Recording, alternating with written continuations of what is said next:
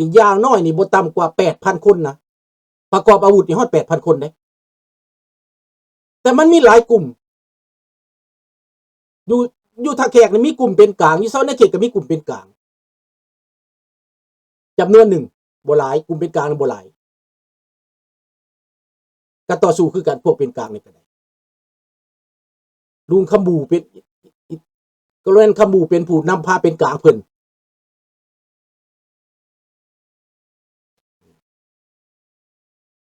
คันอยากฮู้เป็นกลางเป็นอะไรก็ถามพวกอยู่อเมริกาว่าเป็นหยังจะเป็นกลางเหตุผลใดมีเข้าใจแล้วบ่ตอนนึงก็ยังมีอยู่ได้ผู้เป็นกลางสถานีเป็นกลางเดี๋ยวนี้เงียบไปแล้ว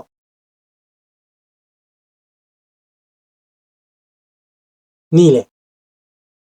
หลังจากเบิดกองแลเบิดหยังไปแล้วก็เบิดไปก็เบิดเหตุผลนี้พวกกู้ชาตินี่คิดว่าประเทศไทยเป็นฐานสิอาศัยประเทศไทยเป็นฐานในพวกปฏิการนี่นะอยู่ผู้สังแห่นั่นแหละบ้านนาธานบ้านนาแม่นเบิดแหละไปอยู่หั่นแหละ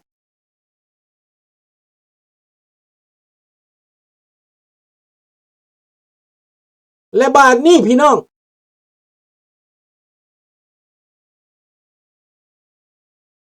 ลุงมาสังเกตเด้อสิว่าสู่พระเจ้าฟังในเมื่อเขาข้ามมาไทยเทื่อใดเขาต้องถูกปลดอาวุธเก็บอาวุธไปทุกเทื่อที่ข้ามมาเขาต้องเสียอาวุธบัดเมื่อละเมื่อมือเป่า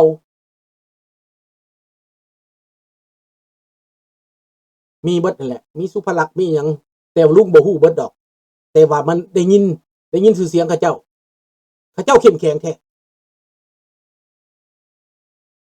แถวตะแขกแถวปากสั้นก็มีสีหยอกสีย้อนมีหลายบ้านลบที่เขาเจ้าเฮ็ดอันกับแก้วนี่บ่แม่นธรรมดาเด้อแต่ว่าแก้วนั้นได้รับหนุนหลังจากพวกยุโรปได้รับหนุนหลังจากโซเวียตแก้วมันก็หลายมันเอาคนมันมาอีกส่วนประเทศไทยตอนนั้นย่านแก้ว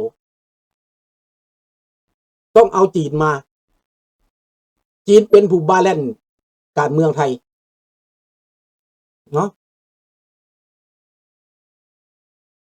ตอนนั้นเขาพิดกันกับแก้วว่าซั่นไปเบิ่งหน้ากันบ่ติดแหละไทยกับแก้วนี่นะ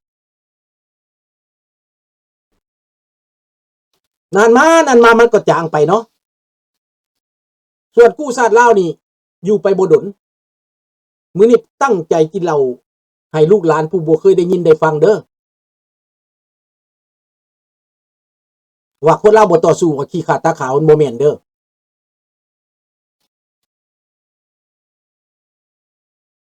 แก้วที่ไปต่อสู้ในป่านั้น 3,000 คน 1,500 คนอันคนลาวบ่แม่นโทษคนลาวสุพรรณวงศ์ไกรสอนหนูฮักเข้าป่าน่ะแก้วตั้งฐานทัพให้ส่งทหารมาช่วยเป็นแสนฝ่ายลาวเฮานี่บ่มีไผซอยที่แตกมาแล้วเป็นพวกกู้ชาติแล้วนี่บ่มีไผซอยมีแต่ว่าเขาให้อยู่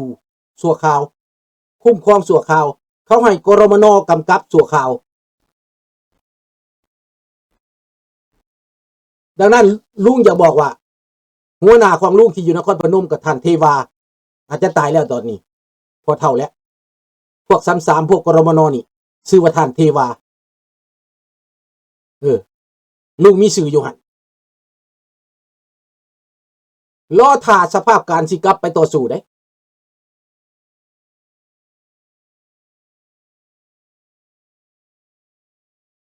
ทอดบ่ต้องเว้าหลาย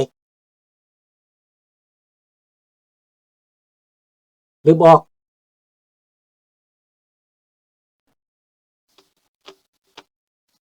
บ่ต้องอยากบอกอยากหยังดอกลุงฮู้เบิดแหละหรือบอก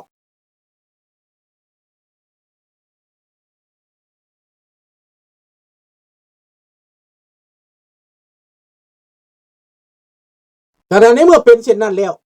มันเป็นเรื่องภูมิรัฐศาสตร์ในเมื่อเฮาบ่มีแป้นยันแก้วมันมีแป้นยันลาวแดงมันมีแป้นยัน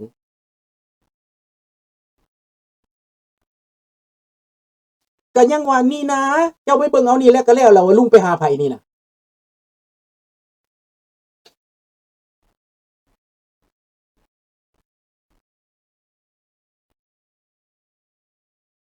มาเสียใจบ่เฮาเสียใจ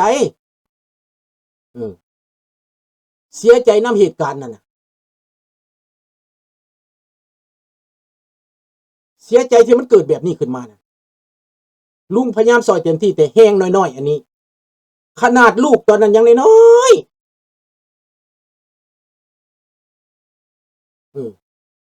ลูกยังน้อยๆลุงยังปะลูกไปได้3-4 เดือนเพื่อที่ไปหนุนพวกนี้น่ะแต่ในที่สุดแล้วมันเป็นไปบ่ได้มันถูกกีดขวาง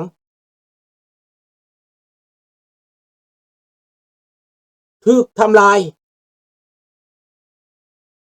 มันบ่เหมือนดังพวกลาวแดงเข้าป่าเด้ลาวแดงเข้าป่ามันมีแก้วสนับสนุนมันมีโซเวียตมันมีประเทศยุโรปพวกที่อยากเป็นคอมมิวนิสต์มันหลายเด้พวกที่ต้านอเมริกานี่ว่าซั่นไปคือคู่มือนี่เจ้าก็เห็นเด้เห็นแก่ตาแก่ใจแล้วเดี๋ยวนี้นะเห็นบ่อันนี้แหละสาเหตุ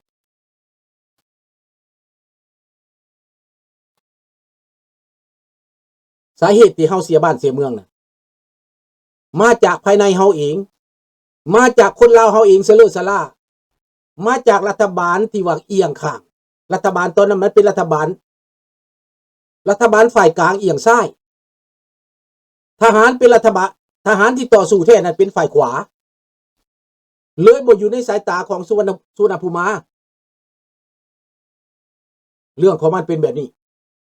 เนาะลูกหลานคงจะเข้าใจว่ามันเสียย้อนหยังละบัดนี้มันเสียย้อนเหตุผลนี่แหละประเทศเพื่อนบ้านเขาก็เอาตัวรอดเขาก็ใส่เฮาสั่วข้าวซื่อๆคันสิเว้าแหละตามหัวหน้าข้าพเจ้าเว้าสู่ฟังว่าคุณสุนทรานี่มันเป็นเพียงเป็นกันชนเฉยๆถ้าคุณจะหนีไปต่างประเทศที่3ก็ไปได้อยู่ก็คงไม่ดีขึ้นนโยบายของประเทศไทยเปลี่ยนไปแล้วเมสเสจตัวนี้นะหัวใจลุงตกขะเลยเด้หัวใจตกขะเลยตัดสินใจเข้าศูนย์ทันที1981ลุงตัดสินใจเข้าศูนย์บ้านนาโพเลยหลังจากหัวหน้าเว้าแบบนั้นแล้วนะคงหมดหวังแล้วการทหารก็บ่มีการเมืองก็บ่มีนโยบายก็บ่มีแล้ว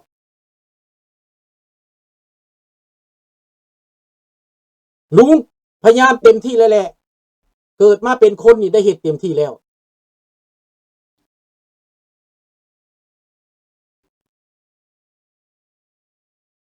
เต็มที่แล้วได้เฮ็ดเต็มที่แล้ว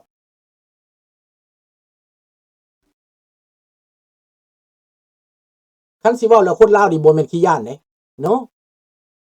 คน100ตีแก้วเป็นพันยังได้นะคนลาวเนี่ยเก่งบ่ธรรมดาอันนี้เว้าแท้จนลาวแดงมันบอกว่าตอนสู้กันอยู่ในป่าพวกเฮาก็ยังบ่ตายหลายปานนี้อันนี้ความจริงโลดอันนี้ไล่เอาดาบไล่ฟันกันโลดเลยเอาดาบไล่ฟันเอาปืนเจ้าคือเอาความกล้าหาญของคนลาวดังนั้นจงจารึกไว้เป็นประวัติศาสตร์ว่าคนเหล่านี้ในรูปภาพอันนี้ก็แม่นล้วนแล้วแต่วีรบุรุษของเราทั้งนั้นแหละมือหนึ่งคุณงามความดีของคนเหล่านี้จะลึกขึ้นมาเฮาถือกีดกันเฮาถือกันแกล้ง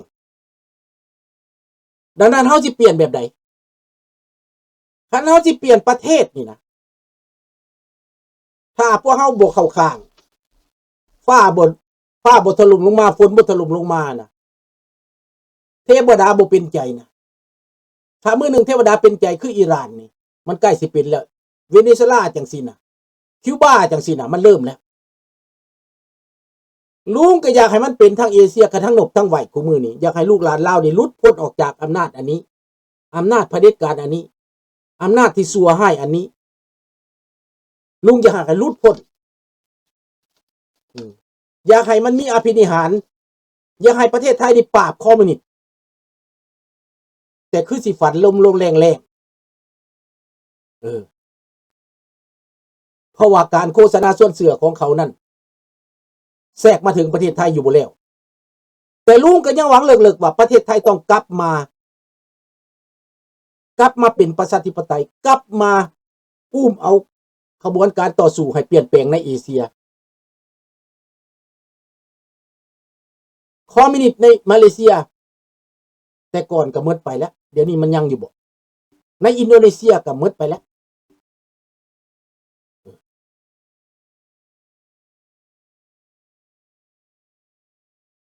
แนวใดก็ตามถ้าว่าพวกเพิ่นยังอยู่ได้ยินอยู่ได้ฟังทางนี้มาฟังทางนี้ในตอนนี้มาฟังทางนี้หมายก็ว่าพวกประชาธิปไตยว่าซั่นไปอย่าไปว่าปฏิการเด้อพวกที่ต้องการประชาธิปไตยนำหน้าฟังทางนี้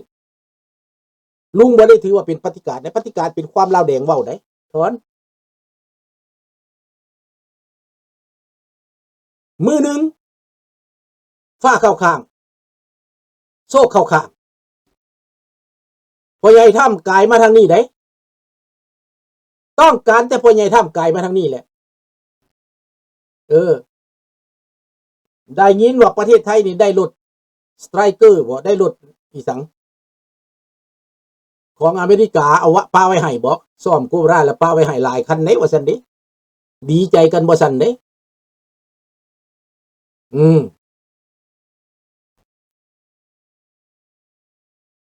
ก็อยากให้อเมริกามาทางนี้แหละเฮาจะได้ม่วนกันลุงนี่ถึงอายุคันนี้แหละก็บ่ได้ถอยเด้อ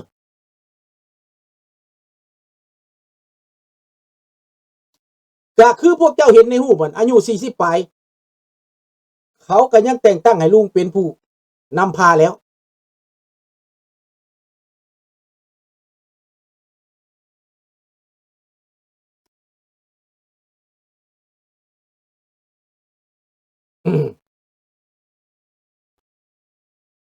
ดังนั้นเฮาต้องมีโอกาสอยู่ถือว่าเฮาต้องมีโอกาสอยู่มื้อนึงถ้าพม่าเปลี่ยนไปเฮาอาจจะมีแป้นยันก็ได้หรือถ้าเขมรเปลี่ยนไปเฮาอาจจะมีแป้นยันก็ได้ตอนนั้นเฮาจะโต้เต้าโฮมกันได้เพราะว่าตอนนี้คนลาวก็เตรียมการกันอยู่แต่อย่าเผาแสดงตัวให้ดักไว้กักไว้อย่าเผาแสดงตัวอยู่ในใจเฮาให้อยู่ในใจเฮาเด้อลูกหลานเด้อดินลาวต้องเป็นของลาวประเทศลาวต้องเป็นของลาวดังนั้นพี่น้องนักต่อสู้ทั้งหลายนี่อย่าไปต้านคนไทยพวกที่เพิ่นล้มเหลวผ่านมานั้นย้อนเพิ่นต้านประเทศไทยเจ้าอยากได้การช่วยเหลือจากประเทศไทยอยากได้ความร่วมมือจากประเทศไทยพัดแนวคิดไปเอาความกองแลเรื่องของมันเป็นความผิดพลาดอันใหญ่หลวงเรื่องยุทธศาสตร์การเมืองนี่เป็นความผิดพลาดกองกำลังหลักๆของเฮาอยู่ไสในจิตใจของคนลาวนี่คนอีสานกับคนลาวนี่เป็นอันเดียวกันเห็นบ่สบายดีท่องวันคนไทยกับคนลาวนี้อาจจะแตกต่างเรื่องความคิดเล็กน้อยแต่ก็เป็นเรื่องสำคัญเรื่องยุทธศาสตร์ภูมิรัฐศาสตร์ได้ถ้าท่านต่อสู้แล้วไปต้านประเทศไทยนั้นก็ท่านไปตัดไม้ตัดน้ำทับทางประเทศเจ้านั่นแหละคันพร้อมแล้วเตรียมไว้บอนประกาศก็อยู่นี่แหละฮ้อนมือบอกก็เป็นอยู่นี่แหละบอนเรียกห้องก็เป็นอยู่นี่แหละคันมันมาแล้วหั่นนะพวกเจ้าบ่ต้องยากดอกคันมันมาแล้วว่าอันนั้นก็บ่มีอันนี้ก็บ่มีอย่าไปเว้าแต่ตอนบ่มีหยังเฮาก็ยังเอาได้สร้างมันเฮาก็ม้างเอาอาวุธมันอย่างน้ำทางเฮาก็ค้อนเหมาะเอาได้เบิดคันเฮาสิเอาแล้วฮอดยามน่ะได้เบิดแต่ว่าตอนนี้ต้องเก็บเงียบบ่ต้องปากเงียบอยู่ในใจฮอดเวลาจังเดินถ้าเมื่อใดพ่อใหญ่ทำหรือว่านโยบายของอเมริกาเข้ามาถึงเอเชียยามใดเจ้าสินอนอยู่บ้านเขาก็ห้องหา